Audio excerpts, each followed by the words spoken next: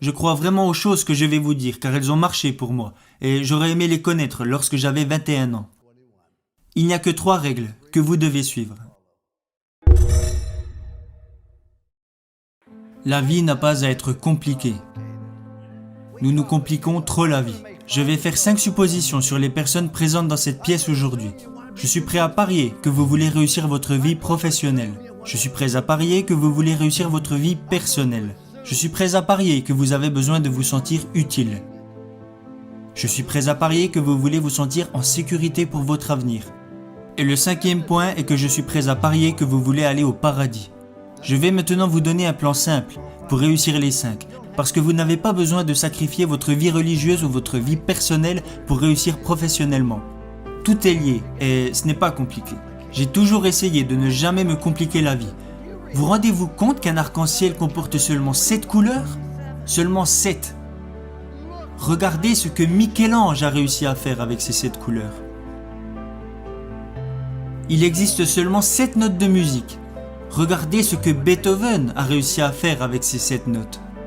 Il existe seulement 10 chiffres. Regardez ce que Bernard Madoff a réussi à faire avec ces 10 chiffres. Le point que je veux soulever est que la vie n'a pas à être compliquée.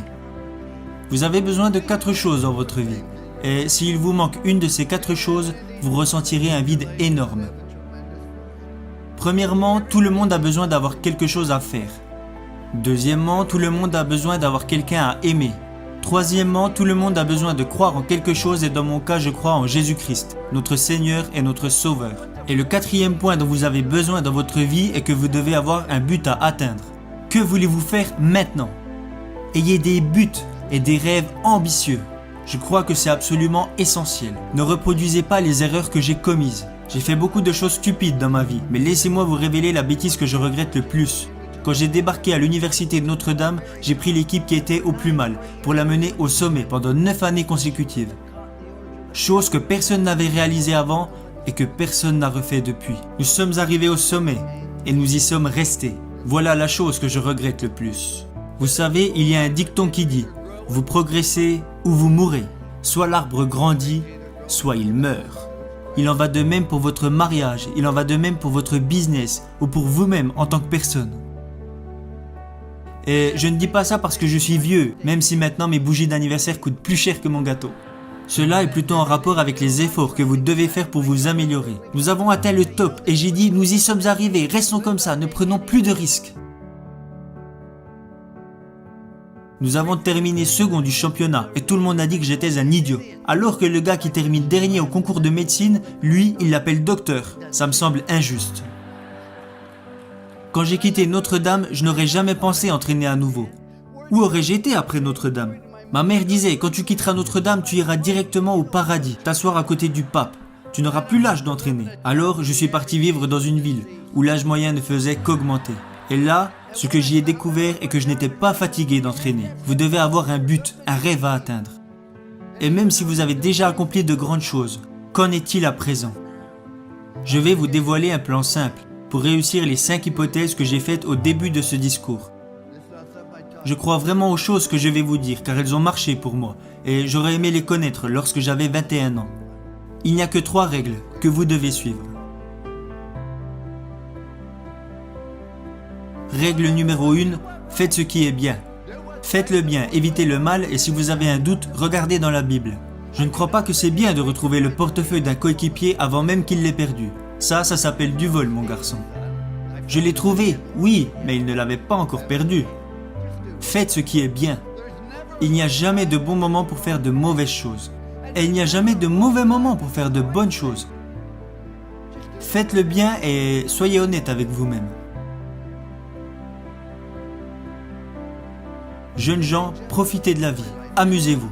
Vous allez avoir des problèmes, vous allez rencontrer des difficultés. Ça fait partie de la vie. Ce n'est pas parce que vous êtes diplômé que vous n'aurez pas de problème. Et ne racontez pas vos problèmes à tout le monde. Savez-vous que 90% des personnes n'en ont rien à faire ? Et les 10 autres pourcents sont contents que vous les ayez, alors vous feriez mieux de les garder pour vous. Vous allez avoir des problèmes, alors amusez-vous dans tout ce que vous faites. Et si vous aimez vraiment ce que vous faites, les gens prendront du plaisir à être à vos côtés. À chaque fois que je me réveillais les jours de match, je me disais « Aujourd'hui sera une journée incroyable ». Et je le pensais vraiment, car si vous aimez vraiment ce que vous faites, les gens prendront du plaisir à être à vos côtés.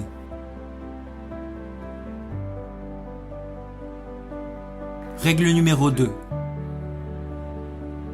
Faites du mieux possible avec les capacités que vous avez et le temps qui vous est donné. Vous savez, tout le monde n'a pas les capacités d'être en équipe première. Mais tout le monde se doit de donner le maximum qu'il est capable de donner.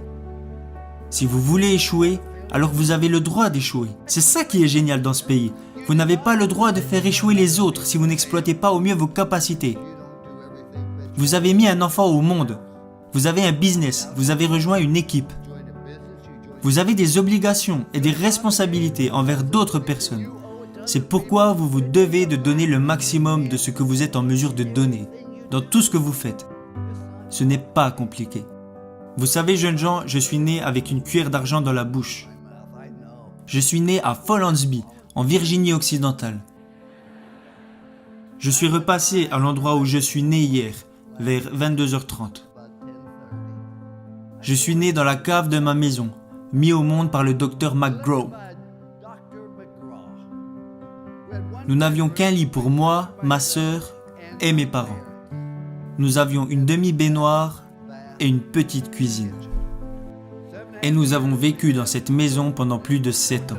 Il n'y avait pas d'aide sociale à l'époque, nous n'avions pas de coupons alimentaires et nous n'avions pas d'argent de côté. Mais j'ai toujours eu assez à manger, parce qu'à chaque fois que je voulais me resservir, mon père me disait « Non, tu en as déjà eu assez ». Mais la raison pour laquelle je dis que je suis né avec une cuillère d'argent dans la bouche, mon père avait arrêté l'école en CM1, voilà toute l'éducation qu'il avait. Alors pourquoi je vous dis que je suis né avec une cuillère d'argent dans la bouche ? C'est parce que mes parents m'ont appris que la vie est une question de choix, et qu'ils soient bons ou mauvais, ce sont vos choix qui vous définissent. Alors ne blâmez jamais les autres, car si vous recevez une bonne éducation et que vous êtes prêt à travailler dur et à surmonter les problèmes et les difficultés, alors dans ce grand pays, vous pouvez accomplir des choses extraordinaires. Voilà pourquoi je dis que je suis né avec une cuillère d'argent dans la bouche. Ma dernière règle est de montrer aux autres que vous vous souciez d'eux. Vous ne pouvez pas entrer dans une pièce et dire « Hey, je suis là, regardez-moi » Non. Dites plutôt « Je suis là, comment puis-je vous aider ?» Ce n'est pas si compliqué. Souciez-vous sincèrement des autres, car vous pouvez impacter la vie de chaque personne que vous rencontrez par un sourire, un mot gentil ou un encouragement. Parce que vous voyez, quand vous faites de bonnes choses, les gens seront toujours plus à même de vous faire confiance. Ma femme et moi, nous sommes mariés car nous avons trouvé cette confiance en nous, et nous ne l'avons jamais perdue. Le seul moyen de vous faire confiance est de faire des choses bien. C'est ce que Dieu veut que nous fassions. Faites de bonnes choses. Le second point est de faire le maximum avec les capacités que vous avez, parce que quand les gens apprendront que vous vous êtes engagé à viser l'excellence, ils auront envie de vous suivre. Aidez les autres et souciez-vous d'eux. Parce que beaucoup d'entre vous vont avoir du succès et gagner beaucoup d'argent. Mais quand vous mourrez à la fin, à quoi vous servira-t-il ? Mais heureusement, beaucoup d'entre vous vont plutôt choisir de devenir signifiants.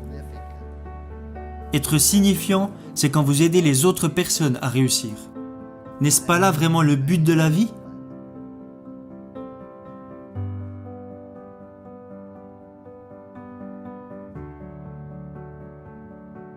J'aurais aimé connaître ces 3 règles lorsque j'avais 21 ans, et je les utilise maintenant depuis plus de 40 ans. C'est pour cela qu'il y a une statue de moi devant l'école, même si je pense qu'ils l'ont plutôt mise là pour que les pigeons puissent se reposer. Mais si vous la regardez bien, il y a 3 mots inscrits au pied de cette statue.